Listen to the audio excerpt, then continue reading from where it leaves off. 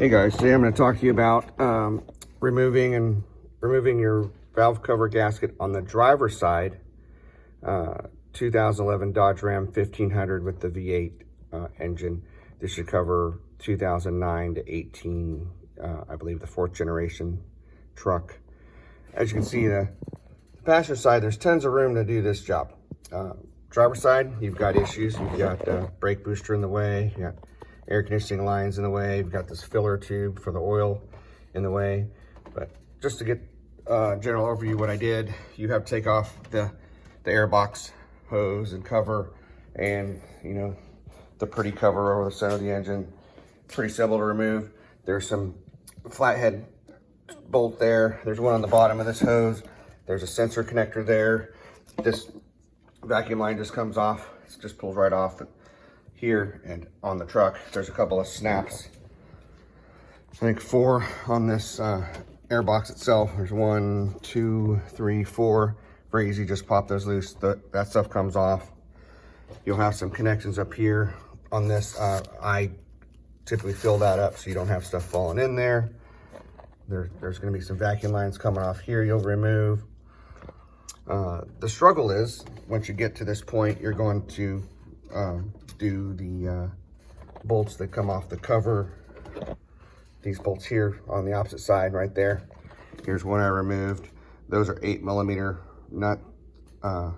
nuts on the top, so you need that type of socket to get that off. You're going to take off the coil packs. There'll be 4 of them. As you can see, I've got one here. These have 10mm. There'll be 2 in each one. Take those off. You'll have the connector there. All these connectors are pinch. Some of them are pinch. Some of them have a little red. I think that's the fuel injector one, but little pull back on that red slide. And then right here in the middle, there's a little gray thing you pinch and pull. So you have those all the way up and down. There's one in the very back. I don't know if I can get to it. That helps if you release it. I don't know if you really have to, but I went ahead and did it. It's way, way back there. There's one. You'll find that it's in the very back. It helps to get it off on the very back, just to give you that extra space to pull that cover out. But you're going to find it's a real struggle. I struggled for about an hour before I decided I could not get the cover out. After being frustrated, I gave up, went back to drawing board. So you're going to hit, what happens is you hit on this oil fill tube, you hit on the brake booster. This lip here tends to be a big issue. The whole thing's in the way. You have no room. The air conditioning lines are in the room. The dipstick itself is in the way. If you look right down there, see that bracket with the hole in the middle of it? There's a post that comes down off of the head.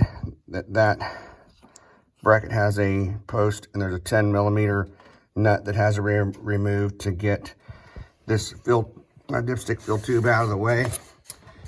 I used that 1/4-inch ratchet with a 10mm socket, the long one, and a little extension to get that off. Gives you enough room to clear those AC lines. There's a couple other lines that come off. I loosened these up. These just pull off the vacuum line up there.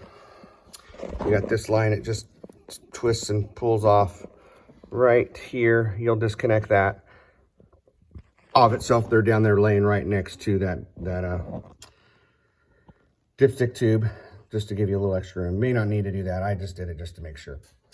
But the biggest thing that I found was the wiring harness is in the way too. I went to the battery and disconnected the battery, the negative battery post. You'll need a 10mm socket to take that nut off there. Went back to the alternator, took off that thing right there. That's where it connects onto the post there. I think it was a 12 or 13mm nut. So release that. That gives you a little more length on that wiring harness to get free.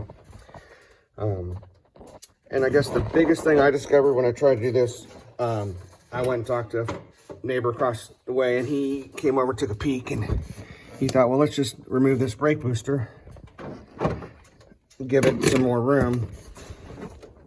So what we did here, you can see there are 4, 1, 2 on the inner side, 2 posts that release this brake booster. I took those nuts off, and on the outside there's 2 more. They're both, all of them are 13s. I took the inner ones completely off to give myself as much room as I could. On the outside, I left the nuts on just to make sure this whole thing didn't collapse. Wasn't sure what would happen if we took it all the way off. So we left it on, had the lapel hold that brake booster out of the way, and that gives you just enough room to get that damn valve cover out. I'll show you the difference here.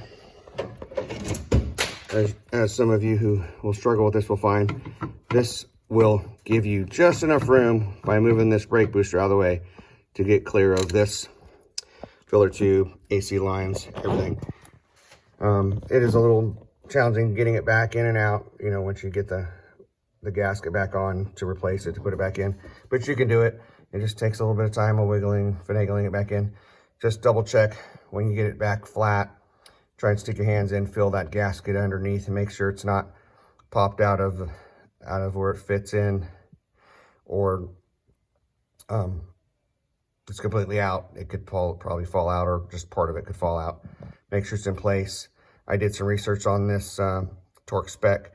I believe it is 71 inch pounds, not foot pounds, 71 inch pounds, which is just a tad under 6 foot pounds. So you don't want to over tighten it and have it crush and leak right back again, and then you'll be in the same boat trying to do this again. So hopefully this helps you guys. Good luck, and thanks for watching.